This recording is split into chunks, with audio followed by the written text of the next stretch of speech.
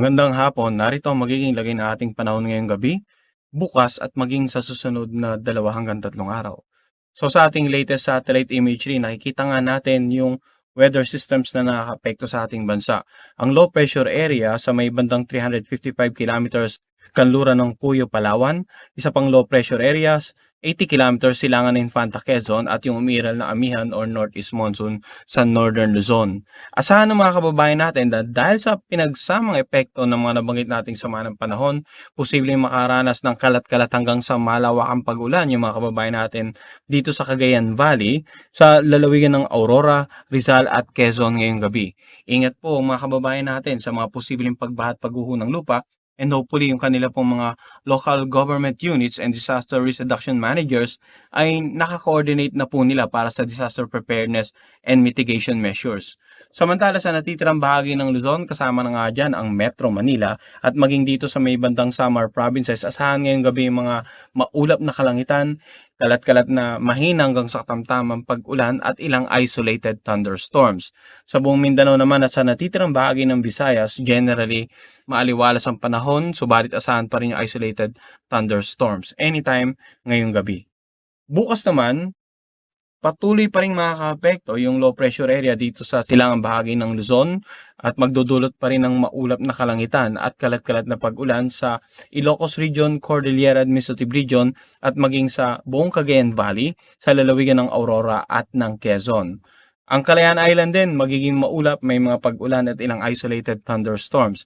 Habang dito sa Metro Manila at sa natitirang bahagi ng Luzon ay patuloy nga yung gradual improvement ng weather. Samantala sa buong Visayas at Mindanao naman, bukas asahan ng mainit at malinsangang panahon, maliban na lang sa ilang isolated rain showers o thunderstorms, lalo na sa dakong hapon o gabi.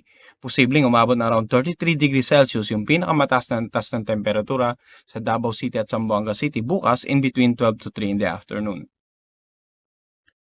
Yung papalapit na low pressure area dito sa silangang bahagi ng Northern Central Luzon, dagdag pa dyan yung ilang araw ng umiral ng amihan ay magdudulot nga ng maalon hanggang sa napakaalong karagatan dito sa mga seaboards of Northern Luzon, ganun din dito sa seaboards ng Aurora at dito sa eastern seaboard ng Southern Luzon, particular na sa Northern Quezon at maging dito sa Northern Polillo Island. Sa northern and eastern coast of Catanduanes, inaasahan din na magiging maalon pa rin hanggang sa napakaalon. So generally itong mga bahaging karagatan na may pula ay hanggat maaari muna pumalawat dito yung mga kababayan nating mangingisda at yung mga may maliit na sakyang pandagat. Sa patuloy na in-anticipate natin na paglabas ng PAR nitong low pressure area sa kanlurang bahagi ng Palawan bukas at yung low pressure area naman sa silangang bahagi ng Luzon na posibleng mag-dissipate in the next 36 to 48 hours, asahan natin dito sa Metro Manila patuloy nga yung gradual improved weather in the next 3 days. Subalit, may mga mahinang pag-ulan tayong inaasahan pagdating ng Wednesday and Thursday dahil sa panibagong surge ng amihan or northeast monsoon na inaasahan natin mid this coming week. Sa Baguio City naman, general improved weather, subalit pagdating ng Miyerkules asahan maulap na kalangitan at ilang mga pag-ulan at pagkidlat at pagkulog ng mga kababayan natin doon.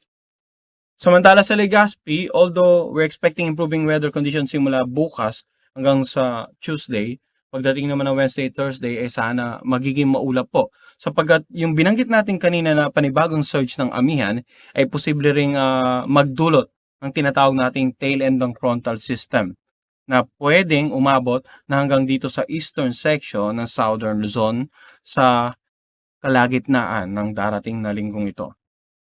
Sa Cebu naman patuloy din ang mainit at malinsangang panahon, subalit magiging maulap, may mga pag-ulan at pagkidlat at pagkulog sa darating na Thursday at sa Davao City naman generally mainit at maalinsangan ang panahon. 33 degrees Celsius inaasahan natin na pinakamataas ng taas ng temperatura sa nabanggit nating lugar for the next 3 days. At ang araw ay lulubog mamaya 5:35 ng hapon at sisikat naman bukas ng alas 6:19 ng umaga. Karagdagang impormasyon online hinggil sa mga nabanggit nating weather systems, yung mga low pressure area, lagay ng panahon ng iba't ibang bahagi rin ng ating bansa at maging ng mga karating bansa natin dito sa Asia, mangyari lamang bisitahin namin website bagong.pagasa.dost.gov.ph. Yan muna ang latest mula dito sa Pag-asa Weather Forecasting Center.